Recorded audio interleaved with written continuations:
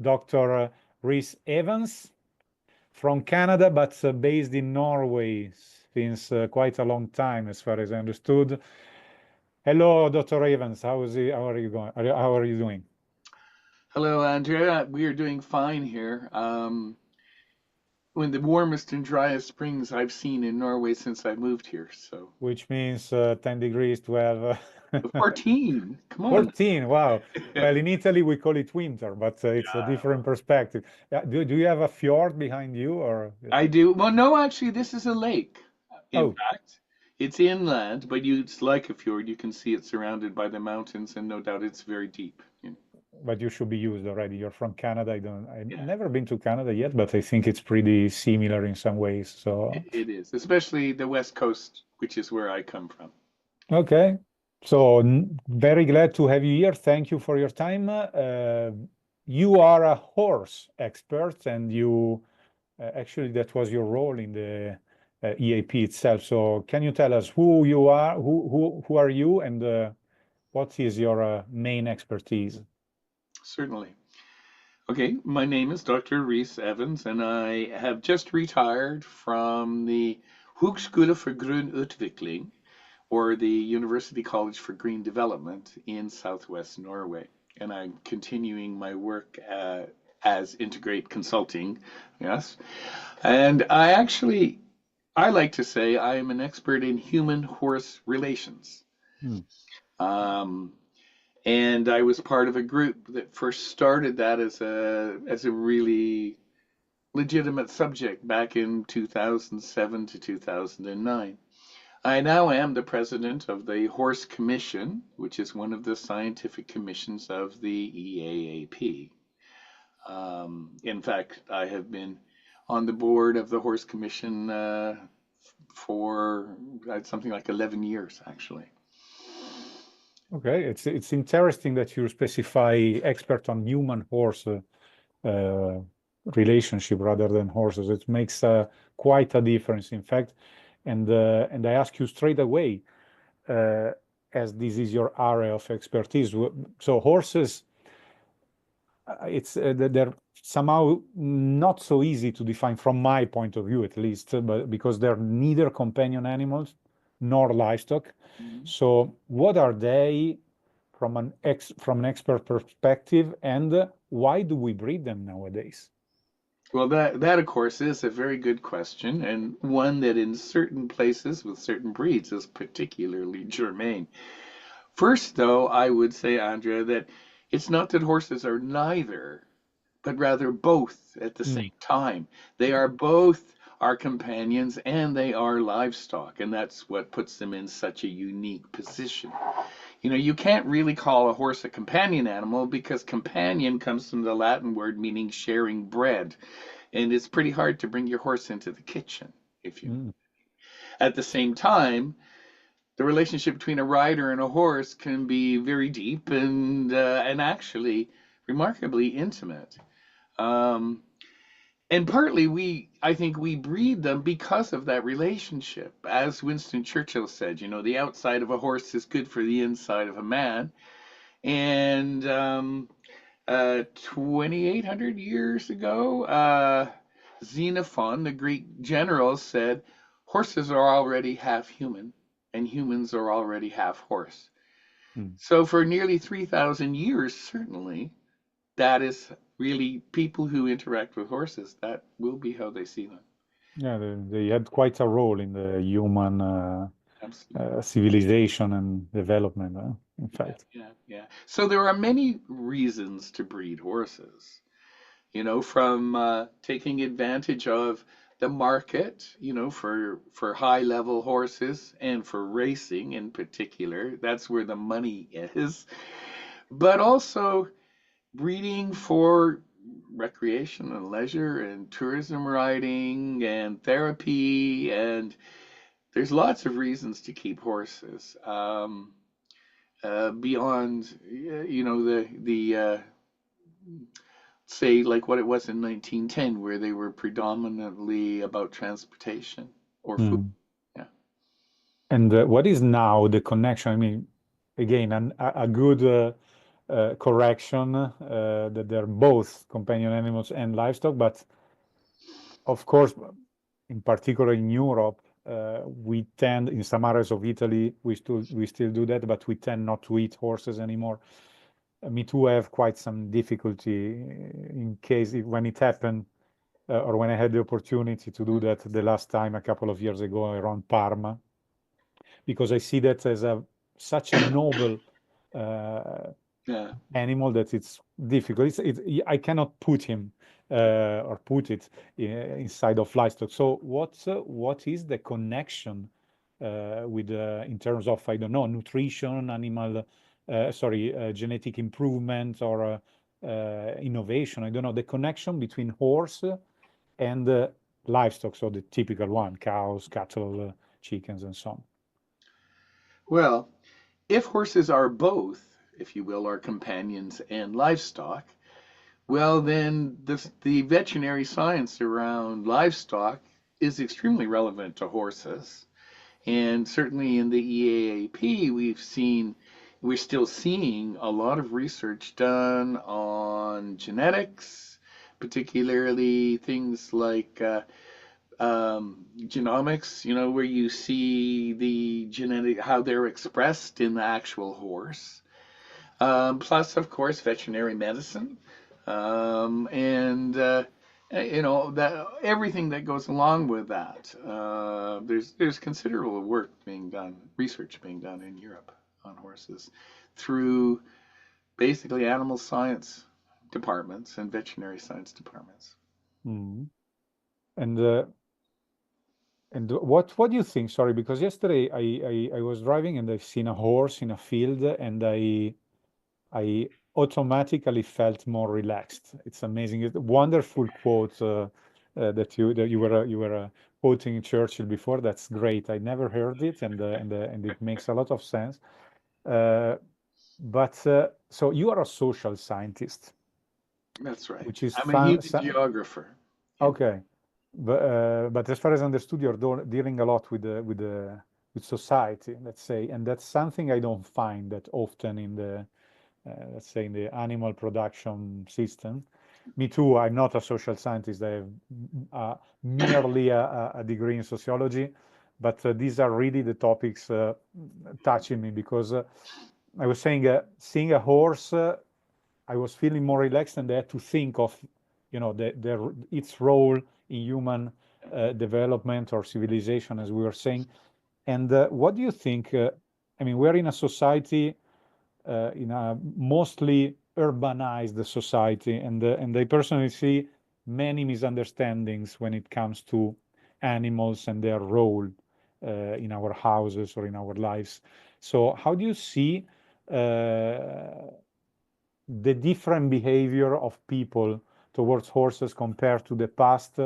And how much, in your opinion, our urban society tends to humanize animals, horses, but also pets and even livestock? I mean, are we not exaggerating, in your opinion, also with these excesses of moralization from these people convinced to love or respect animals more than the others just because they do not eat them or because they consider animals on the same level of humans? It's a bit complex, It probably is. question and subject. Of course, it would require hours, and I would love to with you. We would need a podcast of 3 hours. But I mean, now in a few words, how do you think that the urban society is now dealing with horses, seeing that we tend to humanize Right. animals in general? Well, first thing to be said is that the relationship between horses and humans has always been changing and is still changing. There never was a solid past because that relationship between the human and the animal is situated, in this case particularly, within human society. And what are ethics and morals in that society, and as society changes, do those ethics and morals change? And you pointed to, of course, to something very very important in our day and age. There's no doubt about it. um, but it it at the same time, people don't just behave differently towards horses now than they did in the past. Right now, people behave differently across the whole range of people who have and interact with horses. There are indeed people who still eat horses and feel know that that's not a ethical dilemma. There are people who, at the opposite extreme, who basically have horses and don't ride them because they're afraid that it would somehow negatively Heard affect them. the Yeah. horse's welfare. Mm. So, let's not forget, I mean, we could say the same about cows. Some people eat them and some people say you shouldn't, right? And it's not just eating that I'm talking about here, of course. Um, this, this falls under, if you will, the sort of rubric of anthropocentrism or anthropomorphism, Mm. seeing the human in the animal. And of course, if horses are already half human and humans are already half horse, what are we going to see when we look? Hmm. That's a challenge for every rider, well, actually, I should say for every horse owner, because there is a growing movement that says it's okay to have a horse and not ride it, that a horse that isn't ridden has as much value, deserves to be here as a horse that is ridden. So, that's an interesting thing that has appeared in the last little while. Um, I think I think what you're seeing, of course, is a change in society, and that change has to do with science. Like what was it, the Cambridge statement that mammals have sentience, and things, and people, interpret that in their own ways depending upon their, Yeah. personal experience. I have the feeling, I say that also publicly a couple of times, that everything made a step according to what you're saying. So this societal or social, depending, change, that everything made one step beyond, let's say. So I see that we tend to treat or to consider wild animals as livestock, Hmm. because I don't know if you heard in Italy these last years there were problems in the north on the Alps with wild bears, Yeah, which sometimes kill a guy making jogging, or yeah, besides livestock, also people, because we are more and more in touch with wildlife. And people tend to consider a bear as if it's a cow, because we can live together, blah blah, and it's quite out of. I mean, doesn't make sense. Livestock is considered as pets. We need to cuddle our chicken, or to live with. I've seen people with a pig in their apartment. yeah, Pets became children, yeah, because as you know, in cities, I'm from Milan. In Milan, as far as I know, since quite some years, there are more people with a dog or a cat than a child, right. and children, of course, low birth rates, and coming from the environmentalist world, and many people are convinced that it's better not to have children at all for the sake of climate and whatever. So the social change was really huge in the last decades, Yes. but I wonder if we are not making damages not only to our society, but also, I mean, to animals Mm. themselves. And for instance, also these activists who are demanding to release, to set free Yes. horses, but also livestock. Yeah. What do you think about that? Oh, absolute. I mean, have you seen the Wallace and Gromit Chicken Run movie? Where Oh, they yeah. let the chickens free, right? I mean, that's a funny version of, but what's a serious issue, of course. Um, I think first of all, we have to point to something that is quite scientific, and that is the ethogram of the species, which is the range of behaviors that the species will undertake in a natural environment. Now, this is one place that horses can, or the study of horses can contribute more widely, because it turns out that there's pretty much consensus these days. Well, people could argue with me about that, of course, but I would say there's a growing consensus. There we go. A growing consensus these days that the ethogram for horses, which was mostly compiled by PhD students in university farms, Mm. is flawed. And there is currently a lot of work underway to work with horses that live in non-human environments. There's no such thing as a wild horse. They're only feral. Okay, and it is an important distinction. But a feral horse is allowed to indulge in its natural behaviors in a non-human environment. Well, now the same applies to other species too, and I think particularly of dogs, because it is the dogs that you're talking about mostly when you talk about children, replacing children. And I have to just ask the question, knowing their ethogram, is this healthy for them? And of course people don't know the ethogram and don't, I think, don't think of in those terms. Is it healthy for my dog? I mean, just to give you a dog example, people have offered me border collie puppies, and it's like it would be so unfair to that dog for it to live with me because I don't have sheep for it to herd. And it's the same with horses, exactly the same. We When we understand the ethogram, we then can interpret their behaviors as being an extension of their behaviors towards each other Yeah. instead of only towards us. So that's, I think, a really important point to raise in all of this. And secondly, you talk about setting them free. Well, it's a really, it's not actually that tough of a question, to be honest, because you know horses are bred for human purposes. If humans aren't going to use horses, there's going to be a lot less horses. Already, between 1921 and 1971, the number of horses in Europe declined by over 90% Oh, because we don't use them for transport anymore. We don't use them in industry anymore, right? So, and in fact, it's what I call there's no economic imperative to breed. So, what other imperatives are there? Well, there is the personal desire for that relationship. There is also, you said something about them being also wild. I mean, that's one of the lovely contradictions about horses. They are our best friend, but they are also a symbol of freedom and wildness and at the same time, right? So, it's to me, it seems that you know that's the first thing. And further, they've been bred now for often hundreds of years to be optimized to live within a human environment.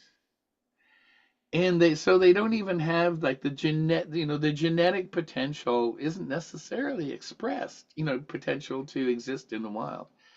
And then even if it is, they've had no training or experience in it. And what you get are situations like we found during the 2008 recession in the USA when a lot of horses were set free because people couldn't afford to feed them. And these horses, were let out into the Bureau of Land, open lands where there are Mustangs and other horses, and it caused really a lot of suffering amongst those horses who were set free because of malnutrition. They didn't. I mean, the Mustangs apparently didn't let didn't them join the accept it. herd. Yeah. Mhm. So again, like this is the trouble is it's too late. We've already made that commitment to nurture these creatures, and we can't just kick them out the back door and expect them to thrive, right? Yeah.